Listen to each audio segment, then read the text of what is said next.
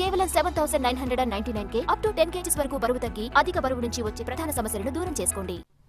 అక్కడ లిక్కర్ పేరితే తాట తీసేస్తారు, ఎవరైనా అమ్మితే చెప్పు తీసుకొడతారు.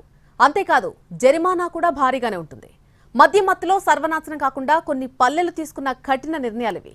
అసలు ఎక్కడ తీసుకున్నారు ఇలాంటి నిర్ణయాలు? అవి ఎలా ఉంటాయి చూద్దాం. పచ్చని పల్లెల్లో మద్యం చిచ్చు పెడుతోంది. మత్తులో యువత పెడదో పడుతోంది. గొడవలు కొట్లాటలు సాధారణమయ్యాయి.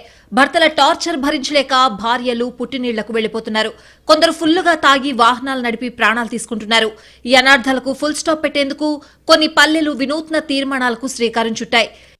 కామారెడ్డి జిల్లాలోని ఎల్లారెడ్డి, బాన్సువాడ, జుక్కల్ పరిధిలోని డజనుకు పైగా గ్రామాల్లో మద్యపాన నిషేధం అమలవుతోంది. అయితే రాజంపేట మండలం కొండాపూర్, గుడితండా, షేర్ శంకర్ తండా వాసులు సంచలన తీర్మానాలు చేశారు. అవేంటంటే మద్యం అమ్మితే విలేజ్ సెంటర్లో నిలబెట్టి నలుగురిలో 7 చెప్పు దెబ్బలు తినాలి, ₹1,00,000 జరిమానా కట్టాలి. అలాగే 3 గ్రామ పంచాయతీల్లో బెల్ట్ షాపులు బలవంతంగా మోయించేశారు. ఈ నిర్ణయానికి కారణం ఏంటంటే తాగుడుకు బానిసై రోడ్డు ప్రమాదాల్లో చాలా మంది యువకులు చనిపోయారు.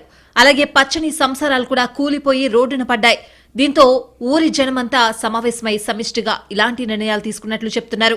ఇప్పటికి మా దగ్గర ఒక 8 నుంచి 10 మంది ఆల్రెడీ ఇప్పుడు యాక్సిడెంట్ అయి ఉన్నారు. ఒక 4-5 చనిపోయిన వాళ్ళు ఉన్నారు ఈ మద్యం దాగి సేవించి.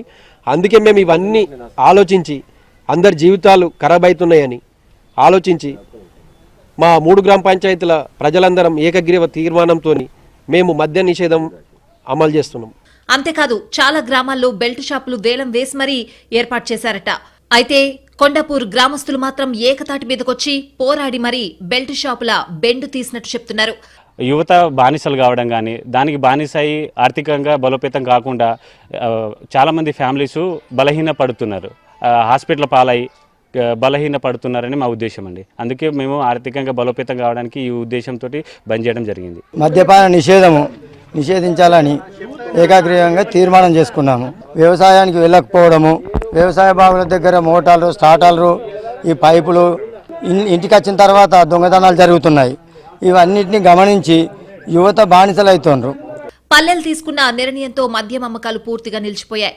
ఊళ్లన్నీ ప్రశాంతంగా ఉన్నాయి. అలాగే తాగుడికి బానిసైన వారిలో కూడా మార్పు వస్తున్నట్లు చెప్తున్నారు. మన గ్రామ పెద్దలందరూ కలిసి మద్యాన్ని నిషేధించడం జరిగింది. ఇది చాలా మంచి పని. ఎందుకంటే చదువుకున్న విద్యార్థులు కూడా మద్యానికి బానిసై చదువు మీద ఇంట్రెస్ట్ లేక మొత్తం సంసారాలు నాశనం చేసుకొని ఉన్న భూమి అమ్ముకొని విదేశాలకు వెళ్ళి పని చేసుకోవడం, అక్కడ కూడా సరిగ్గా పని చేసుకోకపోవడము, అంత వేసుకొని భార్య పిల్లలను ఆగం చేయడం కానీ, లేకపోతే పెద్దవాళ్ళు కూడా సంసారాలను ఆగం చేసుకోవడము, ఉన్న భూమి అమ్ముకోవడము అలాంటివి జరుగుతుంది.